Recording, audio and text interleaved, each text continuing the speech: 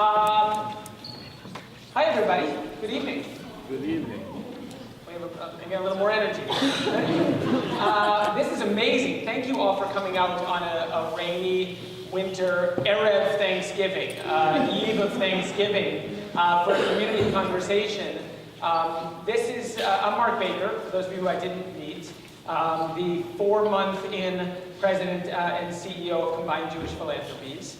And most of tonight, hopefully, will actually not be me talking, but rather me listening and facilitating a conversation. But I'm going to spend a few minutes at the outset just kind of framing. I'm going to tell you a few minutes about me, kind of share a little perspective on this moment for our community and why we're doing this listening tour. Tell you what this listening tour is, really like what we're doing here tonight and how it's going to go. And then I'm going to open up some questions and hopefully you guys will take it from there. So for those that have not met me and don't know me, I actually grew up on the North Shore of Boston. My father grew up in Bedford, which we called Meffa in my family growing up. So in theory, his family could be here, but his mother, who is still alive, amazingly moved to Peabody to be closer to our family. That's where my family still lives, Linfield. And I have spent the last 13 years before being in this role as the head of school of Gann Academy, which is, we have a lot of different connections here, but some alumni, and some, by the way, this is an amazing gathering of people. And we are not going to go around the room and introduce ourselves, because it would use up our entire hour, but I am going to invite you, when you do share, which I hope you will, to just say your name, maybe, and where you live, because part of the power of tonight is just being in the room with people and seeing, as many of you said when you came in, like, who shows up for this when you have a town meeting in Cambridge about the Jewish community and the Jewish future. And I'm excited to be looking out at all of you and seeing old friends and people I have not yet met. But I spent my last 13 years as the head of school of Gann Academy, which, for those that do not know, is a pluralistic Jewish high school, which means we have, I would say, about as wide a range of Jews from different backgrounds that are under one roof day in and day out, actually doing shared activity together, as I see in most other places other than maybe Israel. I've spent 13 years there trying to figure out not only how to inspire the next generation, but how to build a Jewish future that is stronger because of its diversity, not in spite of it. And I also had the pleasure and the challenge of leading a Jewish institution in the 21st century in this incredible, vibrant ecosystem that is the Jewish community of Greater Boston. And as part of that, I got to know the broader community, building relationships with people from synagogues and different organizations, and I got to know CJP a little bit, although the truth is I always considered myself like an insider-outsider. On the one hand, I was a Jewish professional. I live in Brookline, by the way, with my wife and 4 children. On the other hand, I wasn't so involved with CJP. Not really, certainly not as a volunteer. I did some teaching, but I was kind of getting to know it from the outside. And when this opportunity opened up, to be honest, it kind of felt like the universe was unfolding in front of me. And it felt like, my gosh, there's a moment here. We are at a moment right now as a community, after 30 years of beloved, world-renowned Federation leader Barry Schrage, kind of where are we going to go from here? And it felt like, for me, an opportunity to venture into a new adventure and to step up to help lead a community that I love into the future. As part of that, I feel like I wanted to seize this moment to get to know this community better. And so one of the first things I really wanted to do in this role was to get out to parts of the community and really listen. Talk with you a little bit about kind of how I see this moment, but really learn from you about who you are, about your experiences, about your perspectives on what's working and what's not working, and really to think together about how we're going to build the future of this community together, because it's only going to happen if we all feel collectively responsible and inspired to contribute in our own ways. So that's what prompted this listening tour. I want to say we have a specific goal of getting out to communities where we often don't come to. So I don't know how often we're in Cambridge. We're certainly not often in other places. And the whole point of this is to hear voices that we don't often hear. So you should know we've had a number of events already, but this is our very first I don't know if it's our first ever, although that would be a bold statement, community-based listening tour, kind of community conversation. So thank you to this area. You're our first. This is an experiment. You're in this with me. We're going to see how this goes.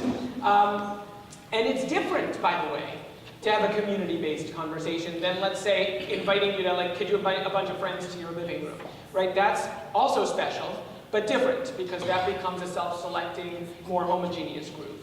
I think when you base a conversation in a community, you kind of see who's there and who comes out. And part of the beauty of this is putting all of us in conversation with one another. I'll say a few more words about that in a couple of minutes, but let me just share the context for this listening tour. So CJP, Combined Jewish Philanthropies, and our Greater Boston Jewish community are going through our first leadership transition of my role in 30 years. And I always say, why waste a good transition?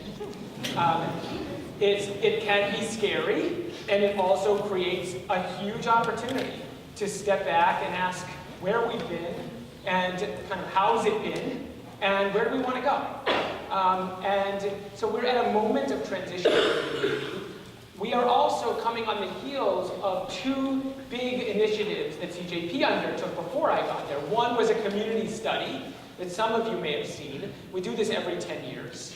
And it's worth noting, like, a couple of the salient findings from that community study were, and they won't surprise you, that geographically, demographically, the Jewish community is changing.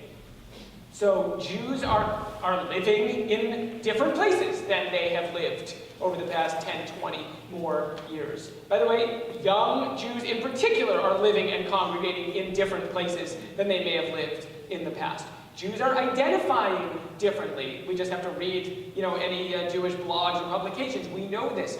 Decreasingly identifying with traditional movements and synagogues, and increasingly identifying in different ways. We know the Jewish community, and I think this is a beautiful thing, is growing more diverse than it's been in the past. Jews look differently, and marry differently, and think differently, and vote differently. Not so much in Massachusetts.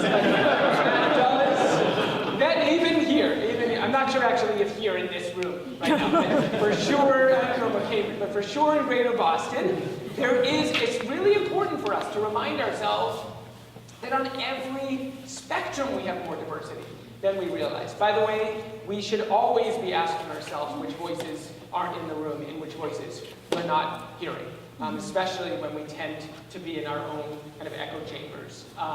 So the community looks different, probably also looks differently, and sees through new lenses. And we also know, by the way, that there are segments of our Jewish community that are larger than we thought. Israelis, Russian-speaking Jews, LGBTQ community, a larger percentage of the Jewish community than we might have realized. And as part of that, we have to ask ourselves, how are we not only going to build a Jewish community that is hospitable and welcoming and relevant to a wider range of Jews than we ever have been before, but also what are the ways in which we may be set up to serve a different community than currently exists? Let alone, by the way, that will exist when we look forward 20 years, because by the way, we're also responsible for that. So that's the community study, after which CJP did a strategic plan, which I inherited, which was less a binder of codified plans and more a framework for thinking about what are the big questions with which we need to wrestle as we move into the future. And I would just share with you, at the heart of that are the same questions that every Jewish federation in North America are wrestling with, which is the whole federation model, which used to be basically collect money in the form of tzedakah, which for most Jews was a tax that they all felt compelled to give, and then distribute it, in the fairest way possible. That model has changed. And one of the questions we're asked, look, we still need to raise and inspire as much tzedakah from as many people in the community as possible, because that is part of what fuels this community. I mean, we need every $18 gift we can raise, not only for the for the philanthropy, but because that's part of what a vibrant community is, people who connect and give that way. But the truth is, we have to ask ourselves much bigger questions. Like, what is the role we are going to play in this community, and how are we going to add value and help partner with all of you and all of our institutions to create as strong, thriving, vibrant a community as we can create? And I believe that will look different as we move into this next decade and beyond than it did in our past decade, and certainly decades before that. So we're asking ourselves, how can we engage a much broader range of Jews than we have before? How can we make sure that Jewish life is relevant and compelling to every segment of our community, in particular, by the way, our next generation, who may not be compelled to participate in many of our traditional institutions? How are we as a Jewish community going to create more ways to contribute our voices and our actions and our resources to the broader world at a time when we, as a Jewish community, in many ways are as blessed as we've ever been before to live at this time and in this place? And of course, it's worth mentioning at this moment, and many of us are now asking other kinds of questions, like what do we do in this crazy, polarized, increasingly violent world where even anti-Semitism may be on a rise more than many of us want to admit it? And what does that mean for us? And how are we as a Jewish community going to stay strong and stay open? Feel confident about where we are, but be smart. And how are we going to come together to make sure that we are lifting one another up during hard times? We actually do come together. We came together on Boston Commons a couple weeks ago. It's an incredibly powerful thing to come together in times of sadness, in times of crisis. I also want to say, coming together for nights like this, not in times of crisis, but actually to talk to one another and to envision together the future we try to create, is also a very important sign of a strong, thriving community. So I'm so happy we are here together tonight to start this conversation. And to me, the fact that you showed up at all is the point. And if you don't say anything tonight, but even listen, I want to thank you in advance for participating in the creation of community by allowing others to share their perspectives and experiences with you. I really do believe that a strong, diverse, caring community is a community of people who are willing to be in the room with one another and to hear one another, especially when our experiences and perspectives are different from each other. So that's the context of this listening tour.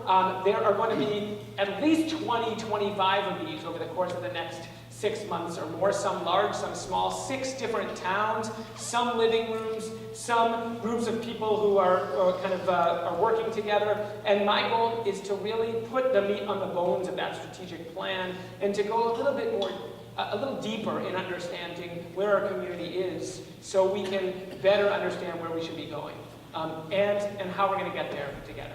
That's the spirit of this. My hope is that over the course of this listening tour, I will have opportunities to reflect back to you what I'm hearing. What I'm hearing from you explicitly, but also what I'm hearing in general.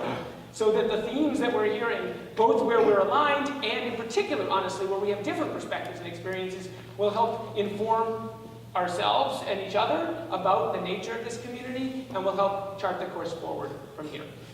I want to also say that I'm not the only one listening.